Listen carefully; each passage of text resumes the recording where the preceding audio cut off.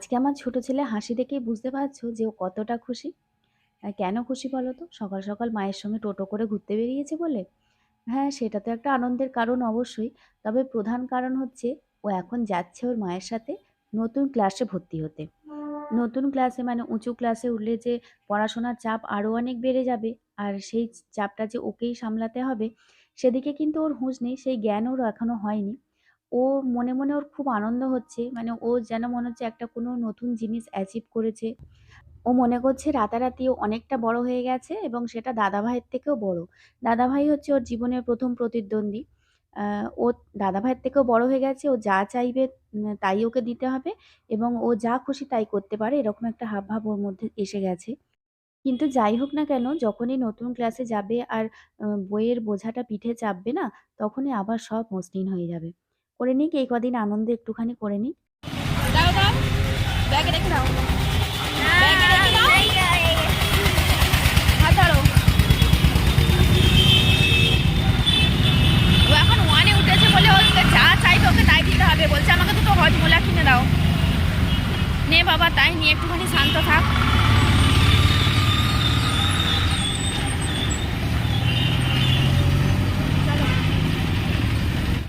আর যাই হোক, ওকে ক্লাসে ভর্তি করে দিয়ে চলে এলাম নতুন ক্লাসে। আমরা যখন নতুন ক্লাসে উঠতাম আমাদেরও ঠিক এইরকমই আনন্দ হতো।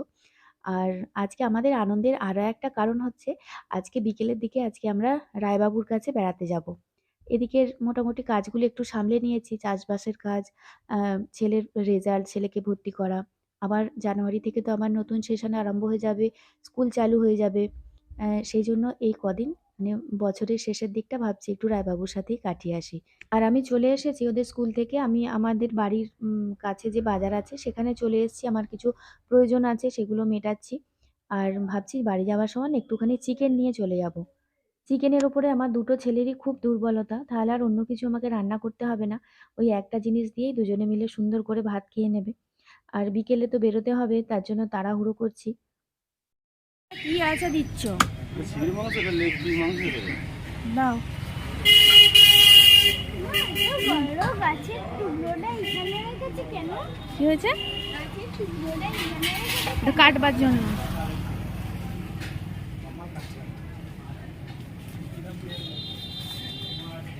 তোমার ভিডিও করে নিয়ে যাচ্ছি, দেখো না কি হয়।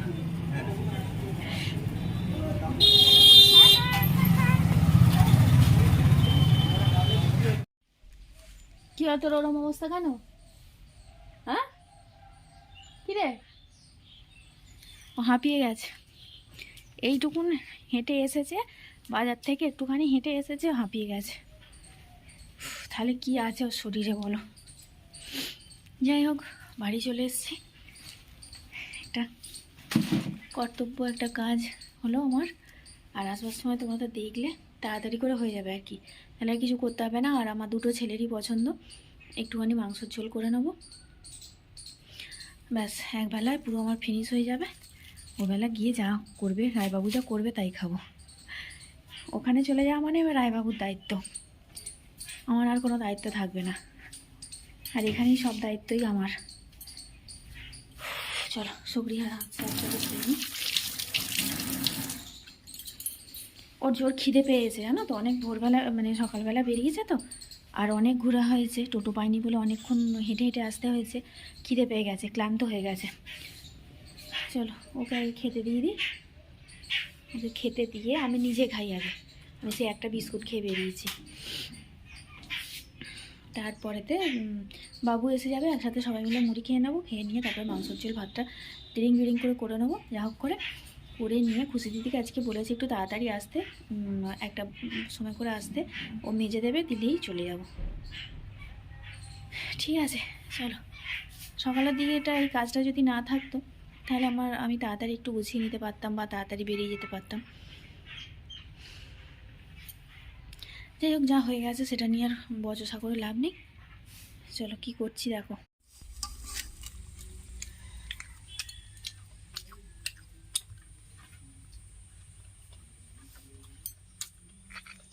কালকে রাত্তিরে আমার বড় ছেলে বায়না করেছিল, মা আমাকে রাত্তিরে একটু সিমুই আর পরোটা করে খাওয়াবে। তা ও খেয়েছে কিন্তু কিছুটা বেঁচে গিয়েছিল। আহ ভাবলাম যে সকালবেলা ওগুলো আমাদের সুখী দিদিকে দিয়ে দেবো, ও খেতে ভালোবাসে। আমি তো আবার মাংস খাবো।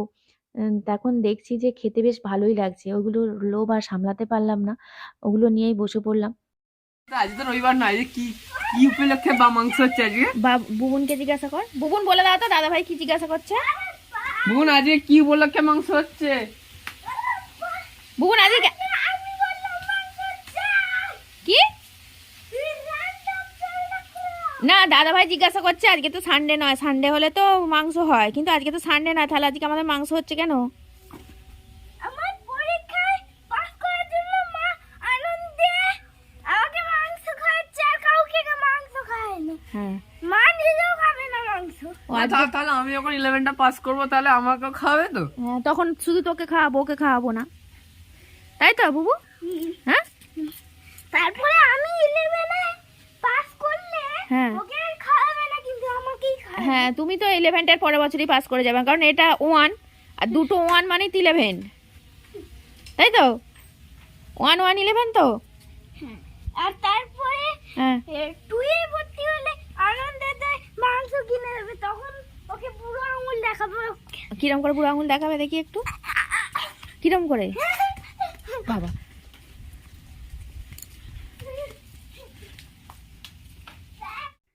আমার ছোট ছেলে আর আনন্দেতে নিজেকে ধরে রাখতে পারছে না।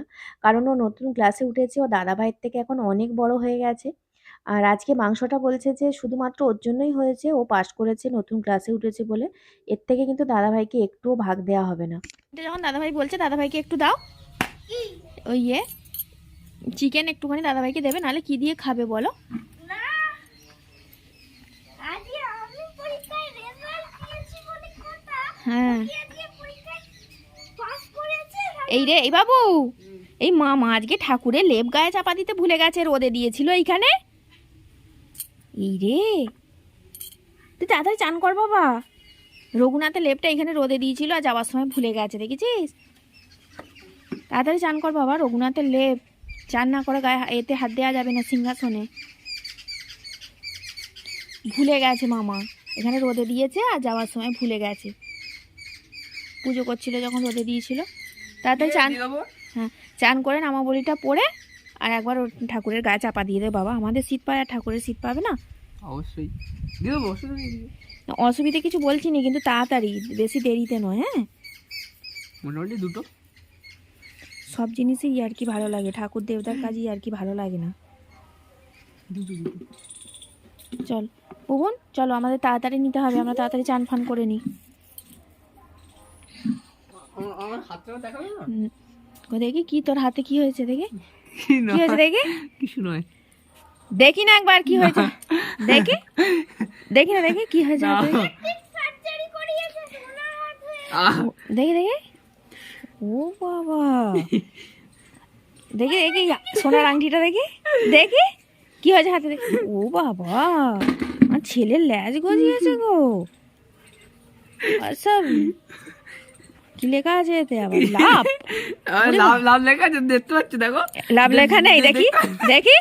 দেখতে পাচ্ছ? বাবা ল্যাজ গজিয়েছে, দেখো লাভ কোথায় লেখা আছে, দেখো লাভ লাভ কোথায় লেখা আছে, ফ্যান্সি আংটি পরে হাত কোথায় ভরিয়েছে। লাভ আচ্ছা শোন, লাভ কিনলি কোথায় লেখা আছে তুমি দেখো, কিনলি যখন বেশি করে, আমি ইংরাজি একটু আধটু পড়তে পারি ঠিক রে লাভ ঠাকুরে। কোথায় লেখা আছে তুমি দেখো। তুই হাতটা সরা, তুই হাতটা সরিয়ে নে। এই তো আমি হ্যাঁ। সরিয়ে দিয়েছি, আংটি করে দেখতে পেয়েছো কত চালাক হয়েছে তুমি? এই তো খুব ভালো, খুব ভালো। লোকে দেখলেই বুঝতে পারবে যে রুচিটা কিরকম, লোকে দেখলেই বুঝে নেবে। হ্যাঁ, কেউ লাইক করবে না। লাভ একদম সেই বুক থেকে একদম হাতে চলে এসছে লাভ। লাইক করার জন্যই পড়া নয় এটা। আচ্ছা, বেশি করে তো কিনতে পারতিস, এই হাতে ভর্তি করে করে। এইগুলো তো তুমি তো আংটিগুলো পড়েছো, এই আংটিগুলো তো তুমি এই পড়েছো। হাতের গুলো তো কিনে আনতে পারতিস, কোন দোকান থেকে কিনলে আমি একটা কিনবো? এই হাতের গুলো তো কিনে আনতে পারতিস। আমি রেডি হয়ে গেলাম, তুমি এখন রেডি হওনি তো? আমার কাছে একটা ঘোরো, ঘোরো, ফিঙে ঘোরো। কাজ দিয়ে রেখে দিয়েছো তোমাকে একটা। হ্যাঁ আমি রেডি হয়ে যাচ্ছি, আমি হয়ে গেলে আমার চলে যাব। দেখো আমি স্নান টান করে পুরো রেডি হয়ে গেছি, শুধু দুটো খাবো আর বেরিয়ে যাব। এমনিতেই অনেক দেরি হয়ে গেছে, আর দেরি করবার সময় নেই। ওরা মাংসটা কিরকম করেছি একটু দেখে না।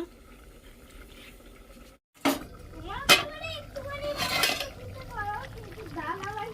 ওয়াও, দেখতেও যেমন সুন্দর হয়েছে আর গন্ধটাও সেরকম সুন্দর বেরিয়েছে।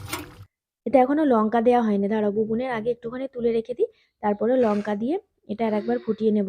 আর ভাবছি যে রায়বাবুর জন্য একটু নিয়ে যাব। ভালো মন্দ কিছু খেলে না মানুষটার জন্য মনটা খারাপ হয়। আমরা খাবো আর ও খাবে না বলো?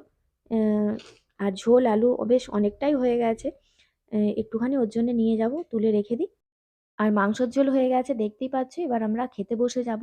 আর গাধাগুলোকে রেডি করতে আমাকে এখন অনেক চেঁচাতে হবে। কাজে কাজেই তোমাদের সাথে দেখা হচ্ছে খাওয়া দাওয়ার পরে, যখন বেরিয়ে যাব তোমাদের সাথে আবার তখন দেখা হবে। এখন রেডি হয়ে নিই।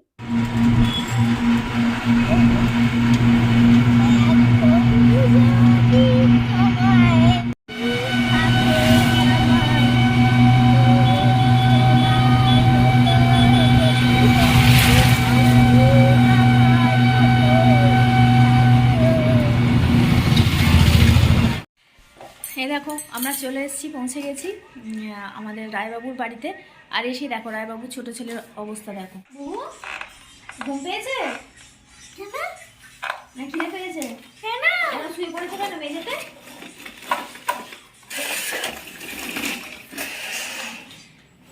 চলো, আমরা তো পেট ভরে খাওয়া দাওয়া করে এসেছি, অবশ্য অনেকটা রাস্তা এসেছি, একটু একটু খিদে পেয়েও গেছে জানো।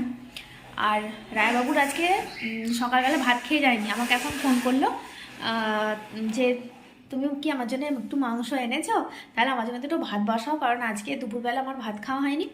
আর এই যে এসে আমি ভাত বসিয়ে দিয়েছি, আর একটুখানি মাংস এনেছি, সেটা গরম করতে দিয়েছি ওখানে, তাহলে ওর হয়ে যাবে, মাংস ঝোল দিয়ে ভাত খেয়ে নেবে। আর আমরা যা হোক কিছু, আমার ছেলেদের তো ডিম হলেই খাওয়া হয়ে যাবে। যাই হোক তাড়াতাড়ি রান্নাটা করে নিচ্ছি, একটু নিশ্চিন্ত। এখানে ছেলেদের অত পড়াশোনার অতটা চাপ নেই, একটু রেস্ট পাবো। আর হাওড়া ব্লগ আজকেই তাহলে এই পর্যন্তই থাক, কারণ কি ওখান থেকে শুরু করেছি তো, হুগলি থেকে শুরু করেছি, হাওড়ায় শেষ করছি, অনেকটাই বড় হয়ে যাবে। আর আজকে তাহলে এই পর্যন্তই থাক, কালকে সকাল থেকে একদম শুরু করবো। ঠিক আছে, আজকের মতো টাটা।